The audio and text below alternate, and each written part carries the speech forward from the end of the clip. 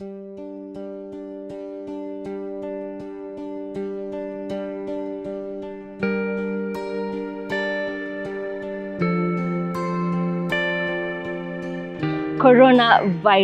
a global pandemic according to the World Health Organization. Today, the 17th of March, Kenya has recorded at least 3 patients who have been infected, together with Tanzania, not forgetting Rwanda. And today, we bring you an exclusive interview with one of the students all the way from Beijing, China, who managed to travel into the country before the lockdown.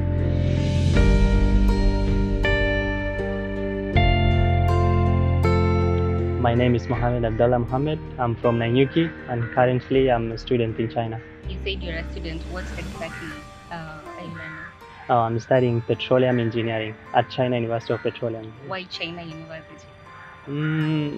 Because I got an attractive scholarship after my high school. So is it what you've wanted, always wanted in your life?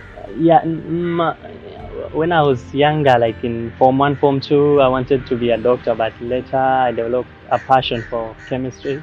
So that's why I chose petroleum engineering, because petroleum engineering involves, hydrocarbons, which is related to chemistry. So that's why I chose petroleum engineering. So you are born and raised in Kenya? Yeah. Specifically in Nanyuki? Yeah. When did you get back to the country?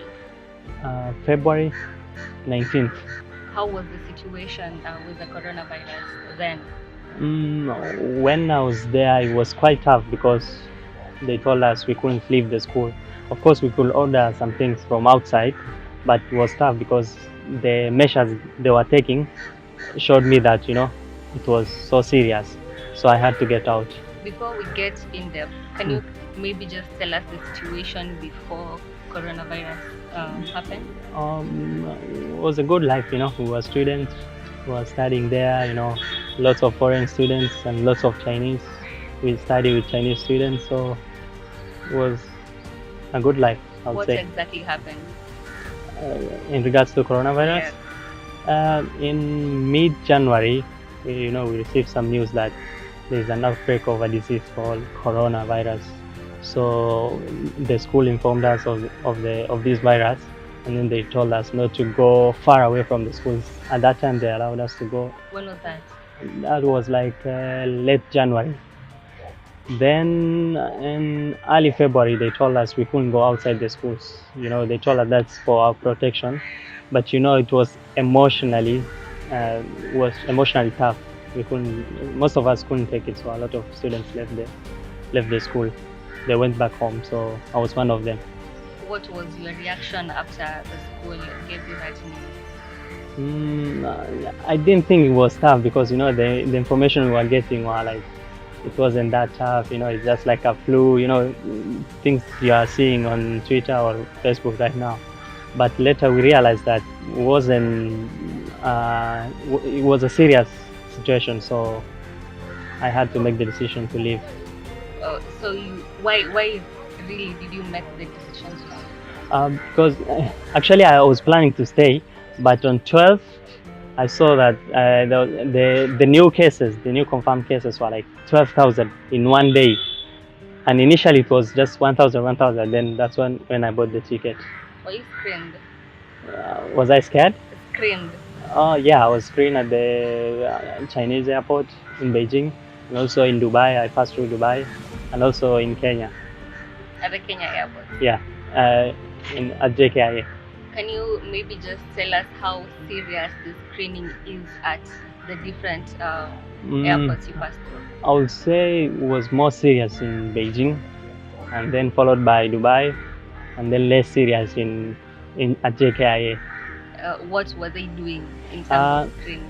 At the Chinese airports, they use some, I don't know, kind of a paper, brushed on our hand, and then they told us to wait. They put it in a machine, and then they checked. I don't know what they were doing, but I presume they were checking, and then they checked the temperature. They let us go. And in Dubai, they let us stay for quite a longer time to check us the temperature, and then later they released us.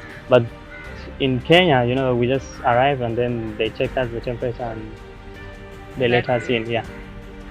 Maybe are you aware of the population of Kenyan students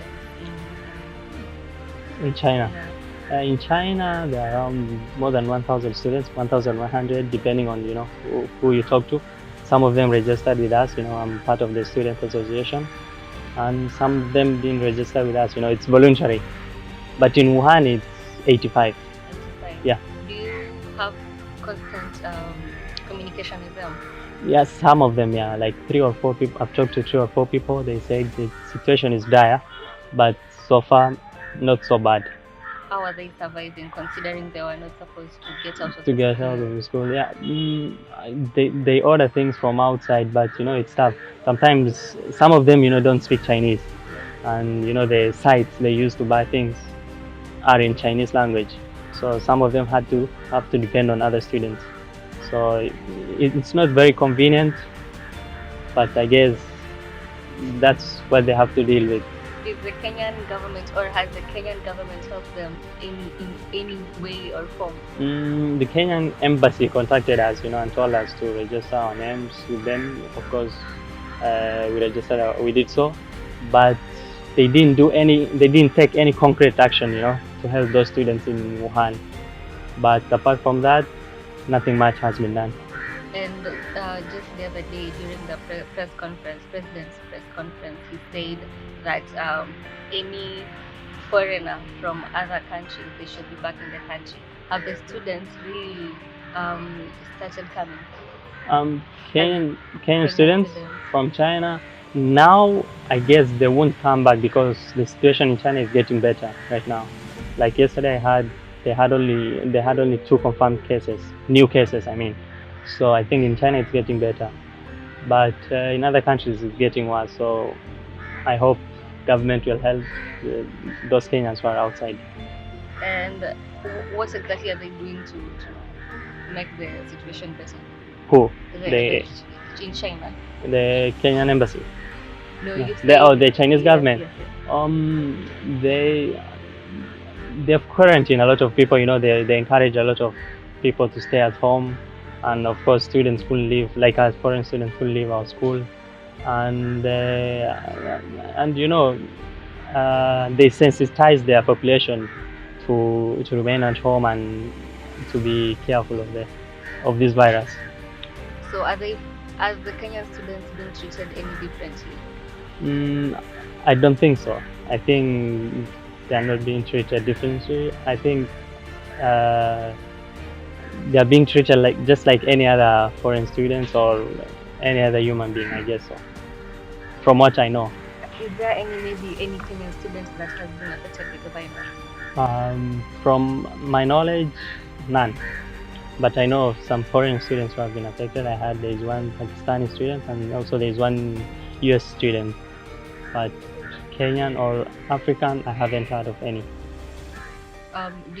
There's a lot of misinformation. Mm-hmm. What do you tell Kenyans about that? I will encourage them to follow the credible news sources. Maybe the Kenyan news media is also doing a good job. Maybe World Health Organization, and also to search for some credible information online instead of just relying on personal information. Someone just sending a post on Facebook or Twitter. It doesn't work that way. So everyone has to be careful. Or on WhatsApp. Will you go back to school? I guess so, because the situation in China right now is getting better. So I assume within the next 2 months I will be back in China. Hopefully, if the situation in Kenya, the coronavirus situation in Kenya, will not get worse, then I hope they will allow me to go back. What are you looking forward to?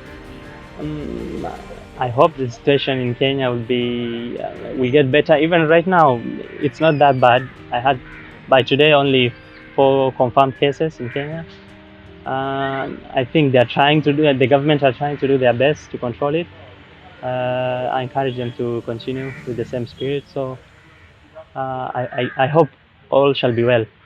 What's the one thing maybe I haven't asked and you feel like you want to tell?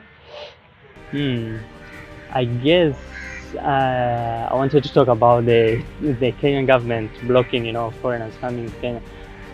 But right now, I guess they've stopped because, all the confirmed cases in Africa have been brought in by the foreigners, like in Senegal, Algeria, Mauritania, and also Kenya. So we have to be careful, our health system is not as strong as those advanced countries. So we should take the bull by its horns and do the necessary. By now they have done so I hope they won't change their mind on that. Thank you so much. You're welcome, my pleasure. As the number of patients infected by the virus keeps on increasing, the government insists on self-quarantining, avoiding touching the face, most of all eyes, nose and mouth, and if you have fever, cold and difficulty in breathing, seek medical care.